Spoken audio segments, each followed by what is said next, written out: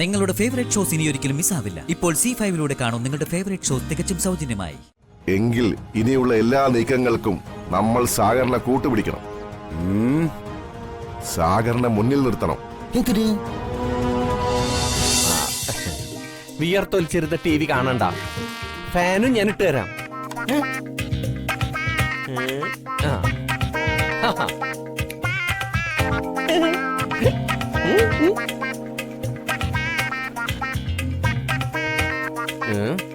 ഇടയ്ക്ക് ചായ വേണമെങ്കിലേ സുചിത്രയെന്നൊരു വിളി വിളിച്ചാ മതി. നല്ല കടുപ്പത്തിലുള്ള ചായ ഇട്ട് തരാൻ ഞാൻ ഏർപ്പാടാക്കിയിട്ടുണ്ട്. വരൂ. എന്റെ കൃഷ്ണ ഗുരുവായൂരപ്പ, പരീക്ഷിക്കാൻ നീ ബഹുവും എടുക്കാനാ? കുറൂരമ്മ നീ ക്രൂരമായിട്ട് പരീക്ഷിക്കുകയാണോ? അമ്മേ, ഇത് സ്വപ്നമാണോ യാഥാർത്ഥ്യമാണോ? ആ സംശയം എനിക്കും ഉണ്ട് എന്റെ ചന്ദ്രിക. പ്രകാശം പിശുക്കൊക്കെ നിർത്തി പണം ഇറക്കാൻ തുടങ്ങിയിരിക്കുന്നു. സുചിത്രേ, നിന്റെ ശുക്രദശ തെളിഞ്ഞടി, തെളിഞ്ഞു. ഇതൊക്കെ എന്തിനുള്ള പുറപ്പാടാണെന്ന് ഒരെത്തും പിടിയും കിട്ടുന്നില്ല അച്ഛമ്മേ. അവന് ഏതോ മാർഗത്തിലൂടെ പണം വരുന്നുണ്ട്. അത് ഗുണത്തിനാണോ ദോഷത്തിനാണോ എന്ന് മനസ്സിലാക്കാൻ എന്താ ഒരു വഴി? കാൽ കാശിന് വകയില്ലാത്ത കുചേലനെ ഭഗവാൻ വാരിക്കോരി കൊടുക്കുന്ന എപ്പിസോഡ് ഇനി വരാൻ പോകുന്നേ. അതിരുന്ന് കൺകുളിർക്ക കാണന്റെ മക്കളെ. അയ്യോ, ഇതാ കറണ്ട് പോയി.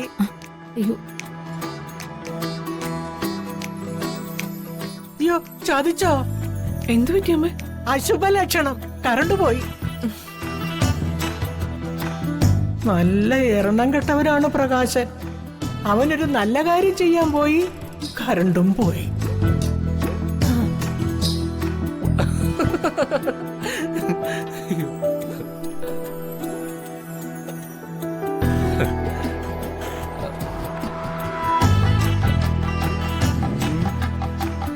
വളരെ ഉത്സാഹത്തോടെ വായിക്കാൻ തുടങ്ങിയിട്ട് നേരം കുറെ ആയല്ലോടാ. എന്തോന്നാടാ അത്?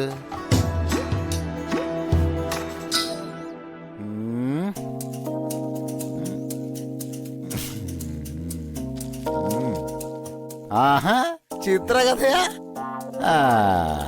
കൊള്ളാം മക്കളെ. മൂലകൂടി മാറാത്ത നീ ഈ ചിത്രകഥ തന്നെ വായിക്കണം. പോത്തുപോലെ വളർന്നു, അതിനനുസരിച്ചിട്ട് അറിവൊന്നും വളർന്നിട്ടില്ല. അങ്ങനെയുള്ള മന്ദബുദ്ധി ടൈപ്പുകൾ ഇത് തന്നെ വായിക്കണം. അതെ, ഈ കഥകളൊക്കെ അച്ഛനും മനസ്സിരുത്തി വായിക്കുന്നത് അച്ഛന് ഗുണം ചെയ്യും. പ്രായത്തിനനുസരിച്ചുള്ള ബുദ്ധി എനിക്ക് വളർന്നിട്ടില്ലെന്നല്ലേ നീ ഉദ്ദേശിച്ചത്? എന്നല്ല അച്ഛാ, ഈ കഥകളിൽ നിന്ന് പഠിക്കേണ്ട ഒരുപാട് നല്ല ഗുണപാഠങ്ങളുണ്ട്. അച്ഛൻ എത്രയോ വേദികളിൽ പ്രസംഗിക്കാൻ പോയതാ.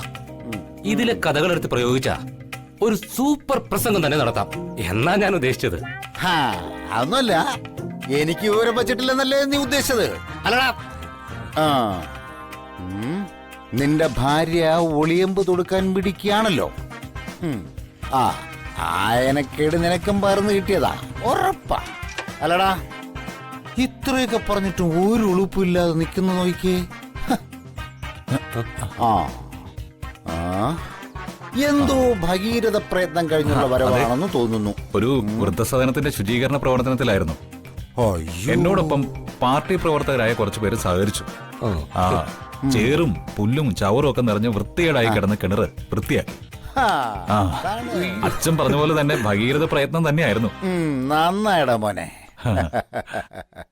ഈ രാഷ്ട്രീയത്തിൽ ഇമേജ് മെച്ചപ്പെടുത്താൻ സഹായിക്കും ഈ സൗജന്യ സാമൂഹ്യ സേവനം.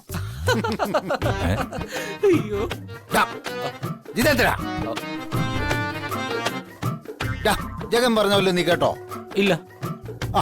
കേൾക്കില്ല.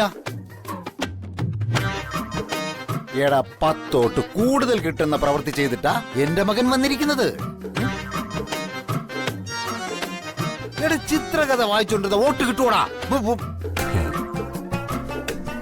ഇതാണ് ഞാൻ എപ്പോഴും പറയുന്നത്.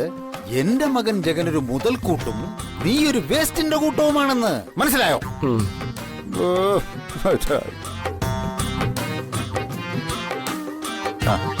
നമസ്കാരം. നമസ്കാരം. സാഗർ സാഗർ സാഗറോ? സാ- പതുക്കെ. ജഗ, എന്താ അച്ഛാ? അച്ഛനിപ്പോ വരാം മകളെ. ആ. ശരി. ഒരു പേജ് പോലും ഇവിടെ കംപ്ലീറ്റ് വായിച്ച് പഠിച്ചോണം. സെക്രട്ടറി വാ.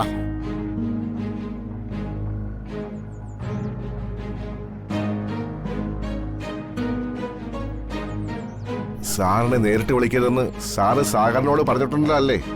അതെ, തട്ടിക്കൊണ്ടുപോകൽ പോലുള്ള ക്രിമിനൽ കുറ്റങ്ങൾ ചെയ്യുന്ന വ്യക്തികൾ പരസ്പരം നേരിട്ട് ബന്ധപ്പെടാൻ പാടില്ല. അത് സുരക്ഷിതമല്ല. സാഗറിന്റെ രീതികളും നമ്മുടെ രീതികളും തികച്ചും വ്യത്യസ്തമാണ്. വിദ്യാഭ്യാസമുള്ളവരുടെ മെത്തേഡുകൾ വിദ്യാഭ്യാസം കുറഞ്ഞ നമുക്ക് പ്രയോഗിക്കാൻ പറ്റില്ലല്ലോ. നമുക്കല്ല, തനിക്ക്. പ്രകാശിനെ വലയിൽ വീഴ്ത്തിയ സാഗറിന്റെ ബുദ്ധി തന്നെ നോക്കാം.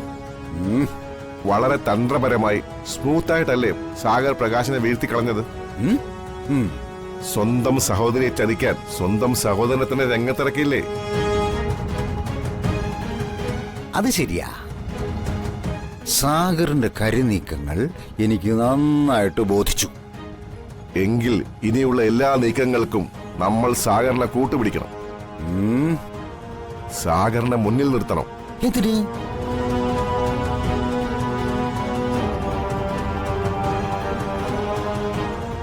വന്ദന സ്റ്റേഷനിൽ കൊടുത്തിരിക്കുന്ന കംപ്ലൈന്റ് അതല്ലേ സാറിന്റെ തലവേദന? ആ തലവേദന മാറ്റാനുള്ള മരുന്ന് സാഗറിന്റെ കയ്യിലുണ്ട്. ഉണ്ടോ?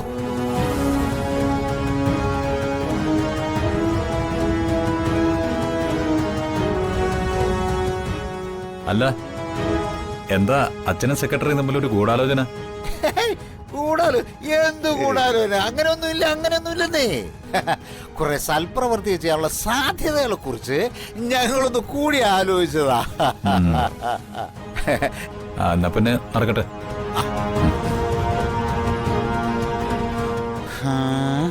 നമ്മളെന്തെങ്കിലും അബദ്ധം പറഞ്ഞോ?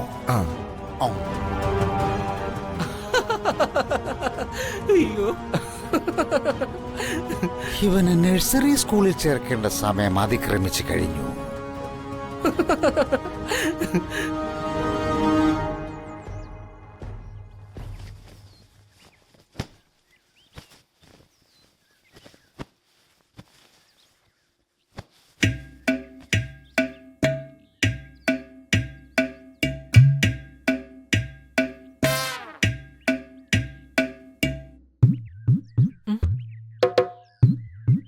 അമ്മേ, അച്ഛൻ എന്നോട് കടുത്ത നീരസത്തിലാണെന്ന് എനിക്കറിയാം. എല്ലാം എന്റെ കയ്യിലെ തെറ്റാ. പറയാൻ പാടില്ലാത്ത വാക്കുകളാ ഞാൻ അമ്മയോട് പറഞ്ഞത്.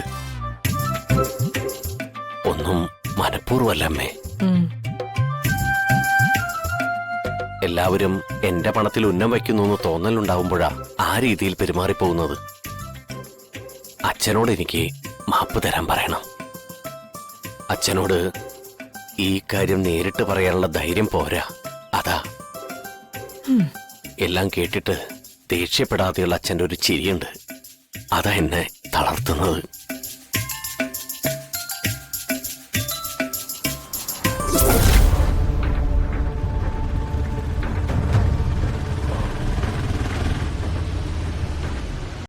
ഡൗൺലോഡ് ചെയ്യൂ C5 ആപ്പ്. കാണൂ എല്ലാ എപ്പിസോഡുകളും സൗജന്യമായി.